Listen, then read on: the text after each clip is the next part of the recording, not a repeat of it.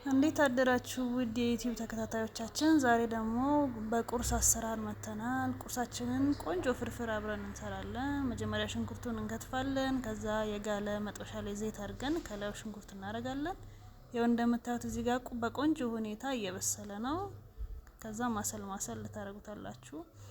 ሽንኩርቱ ጥብስ እስከሚል ድረስ ነው የምታቆዩት። የተወሰነ ደቂቃዎች ይፈጃል። እሱ እስከሚጠበስላችሁ በጎን ቲማቲም እና ነጭ ሽንኩርት ትከትፋላችሁ። እዚህ ጋር እያዘጋጀው ነው። መሀል መሀል ላይ ታማስሉታላችሁ። እና ጋይስ ጠዋት ላይ ምን ቁርስ መብላት ምንድን ነው የሚመቻችሁ? እስቲ ኮሜንት ላይ ጻፉልኝ። አብዛኛው የኢትዮጵያ ሕዝብ ቁርስ የሚበላው ፍርፍር ይመስለኛል አይደል? ባልሳሳት። በመሀል እንደዚህ እንዳይዝብን ማሰል እናደርገዋለን። መጀመሪያ የሁሉም ግብአቶች ምንጭ ሽንኩርት ስለሆነ ሽንኩርቱ መብሰል አለበት። ነጭ ሽንኩርት እኔ በየምግቡ ላይ ነጭ ሽንኩርት ከታለው። ነጭ ሽንኩርት በጣም ነው የምወደው። አሁን ቲማቲማችንን እንጨምር ነው። ቲማቲማችንን እንጨምራለን። እኔ ብዙ ጊዜ እናንተ ደቀቅ አድርጋችሁ መክተፍ ትችላላችሁ። ብዙ ጊዜ ተለቅ ያለ ነገር ስለምወድ ነው። ቲማቲምን ትንሽ ተለቅ ጎላ፣ ሽንኩርትም ጎላ ሲል ስለምወድ ነው። እናንተ እንደየምርጫችሁ ማድቀቅ ትችላላችሁ። አብረን እናዋህዳለን። ነጭ ሽንኩርቱንም እንከተዋለን። ከዛ አብረን ቲማቲምና ሽንኩርት ዘይቱን አንድ ላይ ጠበስ እናደርገዋለን። እና ጋይስ እንዴት ናችሁ? ቪዲዮቼ እንዴት ያያችኋቸው ነው? ሀሳብ አስተያየት እስካሁን አልጻፋችሁልኝም።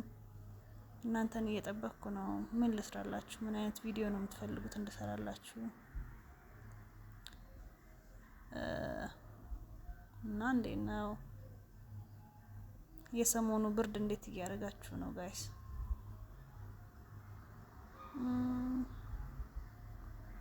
እስከዛ ትንሽ ሽንኩርታችን ትንሽ ይበስልልናል። ውሃ ምናምን እኔ ብዙ ጊዜ አልከትም። በራሱ በቲማቲሙ ውሃ እንዲበስል ነው የምፈልገው። የተወሰነ ደቂቃ ይፈጃል። ከዛ በመሃል ትንሽ ማሰል እናደርገዋለን። አሁን ሽንኩርታችን እየበሰለልን ነው። ቲማቲማችን ትንሽ እንትን ማለት አለበት። ይቅርታ ጋይስ፣ የሰሞኑ የጥቅምት ቅዝቃዜ ነው። አሁን በርበሬ እንጨምራለን። በርበሬያችን ከጨመርን በኋላ ትንሽ ውሃ እናደርግና እናበስለዋለን።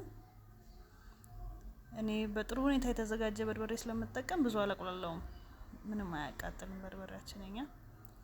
ከዛ ትንሽ ከተቁላላ በኋላ ውሃ አድርገን እናንተ ከትካለን፣ ጨው እንጨምራለን። ኮረሪማ ካለን ትንሽ ኮረሪማ እናደርግበታለን። ዛሬ አርብ ስለሆነ ቅቤ አልጨመርንም እንጂ እንደምርጫችን ቅቤ ማድረግ እንችላለን። ከዛ እንጀራችንን ቆራርጠን እናስቀምጥና እንጀራችንን እንጨምራለን።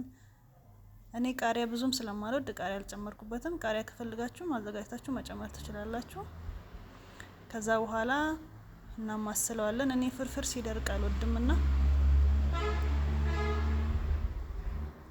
እንደዚህ ረጠብ ያለ ፍርፍር ነው የምወደው።